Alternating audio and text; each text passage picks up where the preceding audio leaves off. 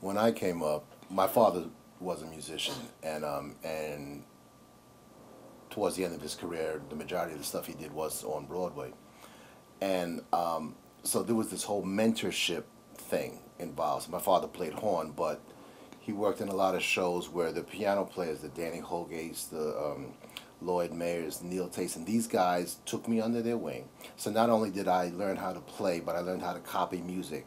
And by copying the music, I learned how to do arranging and all sorts of other orchestrating things. And that mentorship program, as you know, Well, loosely mentorship because it wasn't like a school situation. Right, but that situation really doesn't exist now, and there's a whole bunch of reasons why, but there's no place for it to exist either. So even if there was a young kid, male or female, that wanted to get involved in theater, well, maybe you thought you wanted to be an actor, but you really realized you were much better at scenic design or as a musician or stage manager or something like that. There's no place for them to do that. Or there's so many other things out there, you know, catching their attention that'll take them somewhere else where they probably don't need to be going in the first place. And I think that's the major difference for me. I had these professional musicians, top caliber guys, that I could go and sit. I mean, I'm 17 years old, coming from high school, and I can sit in with a big band, and most of the guys either play with Duke Ellington or Count Basie. You don't get that experience. You can't buy that experience. And these situations don't exist anymore.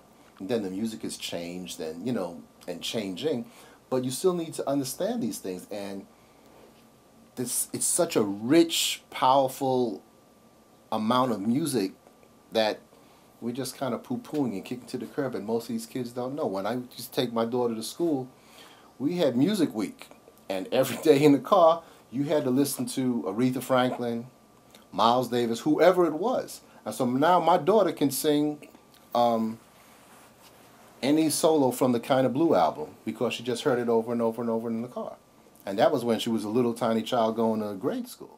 But that's when she had parents who were in the business and doing these sorts of things. So that's a whole nother type of situation. But there was still a situation. But if there was the Boys and Girl Club of Black Musical Theater that she could go to, there would be another situation for her to be involved in to experience that. So if you were a young kid and you were doing Raisin in the Sun or some other iconic black piece, you would just have that vocabulary in your body to do the other things that you want to do and affect your thinking and the way you. It's just an experience that you have in you to move forward with, you know, and it's not here now. Earlier on in my life, in my career, there were more things like that for Black people. There were more funds available, you know, the National Endowment of the Arts and stuff, and Black community theater companies could go and reach out and get these kinds of monies to help fund their programs. And so you don't really have that so much now. A lot of the Black theater companies are really, really struggling with that sort of thing. And so it's time that, you know, somebody either jumps up and, you know, decides to fund these things and put money in and raise funds for these things, or it'll just not be happening anymore. If you could rely on that Black theater organization, be it a little after-school program at your school, your church, or wherever, they're not there now. And not that that's the do-all, end-all, be-all for if you don't go to this, you'll never learn anything, but that was a venue. So if it's not there now and nobody's picking up that slack, what do you do?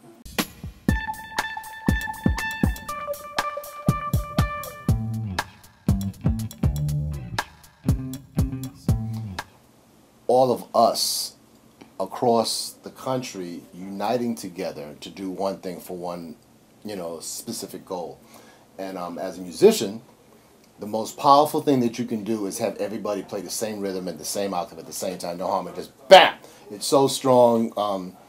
James Brown done it 101 times. And so the power of everybody collectively, one big strong voice, saying the same thing at the same time can only bring attention, and more importantly, other people can see us united together, one voice, one strong, solid. Look what we're doing. Look what we're trying to say. Look what we're trying to do right now.